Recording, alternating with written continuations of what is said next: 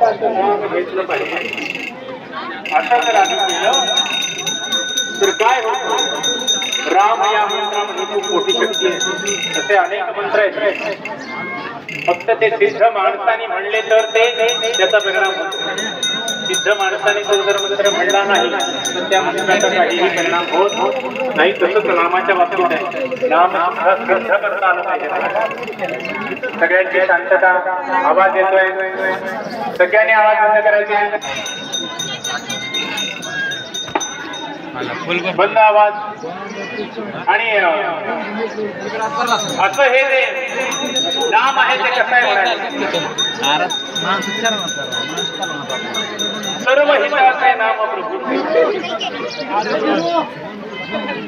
म्हणून त्यांनी सांगितलेलं आहे कल्याणाचे जे कल्याण रघुरायाचे गुणगान. रामनाम घेतल्याने काय होईल म्हणाले तर सगळ्यात जास्त कल्याण जे आहे ते रामनाम घेतल्याने होईल. ज्या भगवंताचं नाम घेत असताना ज्ञानेश्वर माऊलींना किती नाम मुखाने घ्यावं लागलं, फार घ्यावं लागलं. त्याचं कारण असं होतं त्यांनी योगाने स्वतःला सिद्ध केलेलं होतं.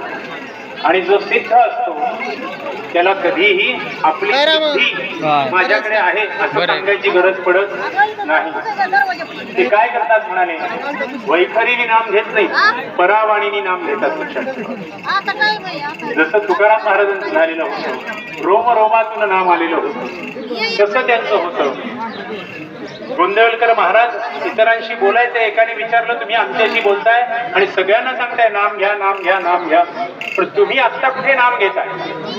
असं म्हटल्याबरोबर संत चमत्कार केव्हा करतात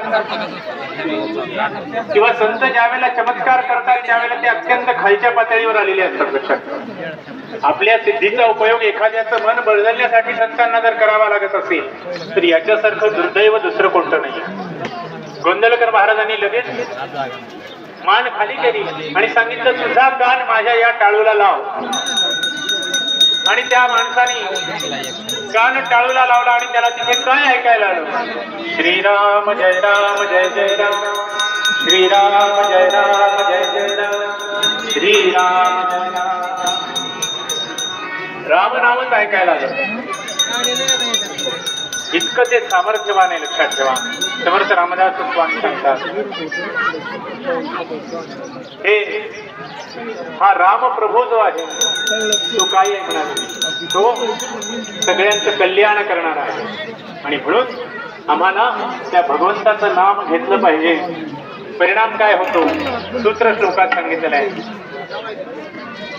वर्जनम भव बीजाना.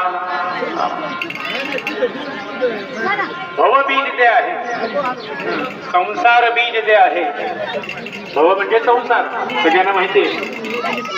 ते संसार बीज भाजून टाकायचं. म्हणजे काय करायचं? आमचं संसारात म्हणलेलं रमलेलं मन जे आहे ते मन आम्हाला तिथून बाहेर काढायचं. आणि एकदा बी भाजलं आणि ते जर आम्ही पेरलं तर उगवतं का? हो, अजिबात नाही. म्हणून ते सांगतात काय करायचं? बीज भाजायचं. वर्जनम भव बीजाना अर्जनम सुख संपदा. काय करायचंय? सुखाचं अर्जन करायचंय म्हणजे मिळवायचंय. लक्षात ठेवा. तर काय करावं लागेल? सर्जनय यमदूताना. आणि यमदूतांना पळवून लावायचं असेल आणि त्या ठिकाणी देवदूत आणायचे असतील कशासाठी? आमचं जाणं येणं थांबवण्यासाठी. बरोबर आहे. आम्हाला मोक्ष प्राप्त करून घ्यायचा असेल तर आम्ही काय केलं पाहिजे? राम राम इति गर्जनम.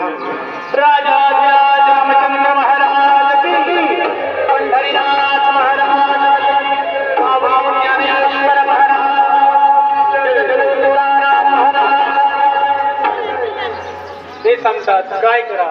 राम नाम नुसतं गा नाही गर्जना करायला सांगतात. हा, राम राम इति गर्जन असं सांगितलं. अशी गर्जना करण्याचं सामर्थ्य सुद्धा आमच्यात आहे. आणि आता ते सर्वार्थाने आम्हाला प्राप्त झालेलं आहे. लक्षात ठेवा. आणि अशी गर्जना जर आम्ही नाही केली तर आता फक्त 9 लाख एकर जमीन गेली आहे. 9 लाख स्क्वेअर किलोमीटर, बरोबर आहे ना, चुकत नसेल तर.